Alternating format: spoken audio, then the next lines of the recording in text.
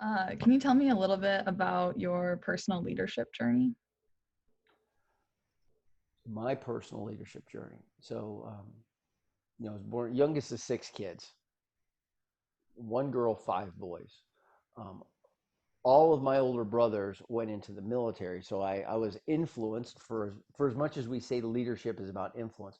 I was influenced by them and how they sort of stepped into that role, the whole leadership role in the military.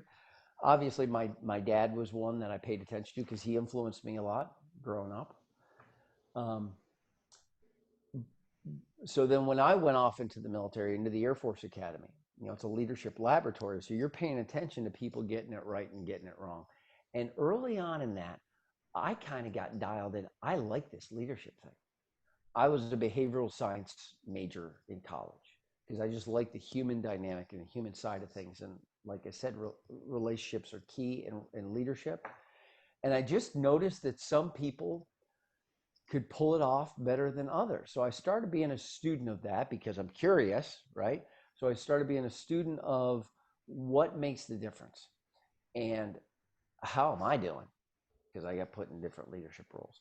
And early on in that journey, it allowed me to be a student practitioner as I was growing up in my own military environment and getting in leadership roles and watching other people at higher levels. So my leadership journey um, has always been one of a student practitioner. Now, I did go back and I taught leadership at the Air Force Academy after I got my master's degree. I went out in the Air Force and I did some uh, more traditional Air Force stuff. Taught back at the Citadel in Charleston, South Carolina, in their Air Force ROTC program, and I was the commandant of cadets. So I was in charge of the leadership development piece there. Apparently, it went well enough that they pulled me up to headquarters, and I was in charge of Air Force ROTC's leadership development nationally. So any college or university that had an Air Force ROTC program, I was responsible for the leadership development piece of that. Uh, got a PhD in organizational behavior, so it's still a lot of that psychology, but focused on what matters in organizations and leadership roles. And my focus as I was going through that was values based leadership. A, because I just love that stuff and it was interesting to me, but B, because I knew I was going to be following that uh, program by going to the Air Force's Center for Character and Leadership Development. Well, we develop leaders of character, or so we say. My job was to help the academy, the Air Force Academy, clarify what do we mean by leaders of character and how do you actually develop them? Because we really didn't have a formal program. So I got deep into the development side of things and leadership and character side.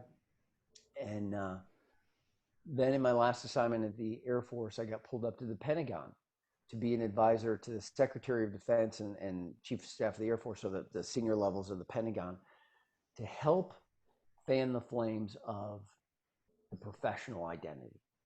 Right? How, there's compliance. There's a reason why some people do things. There's sometimes a reason why people do the wrong things. And there's a compliance structure there. There's legal things and there's rules and regulations. But then there's the commitment side of things, which is what makes people want to just dive in and be engaged and pursue the mission and work on themselves. And, that was what I got pulled in on to help advance the professionalism and values based leadership in the Air Force and then the Department of Defense. So that was my military time. And when I retired in 2017, I love this stuff. So when I got out, I said, I just want to keep offering this up. And I had enough momentum, luckily, that people said, hey, we like how you explore this.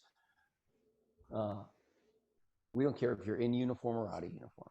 So I started my own company, partnered with All American Leadership, and I was brought in as sort of faculty and part of the staff there. And off we went. And then as of a month ago, I've also stepped into a role as the director for the National Medal of Honor Institute. And underneath that is leadership development. And under that is also youth character development. And also under that is the curiosity thing, which is the Center for uh, uh, Insights and Impact. How do we bring together people to explore and get best practices and apply concepts regarding associated with honor and values based leadership? So that's the journey I've been on.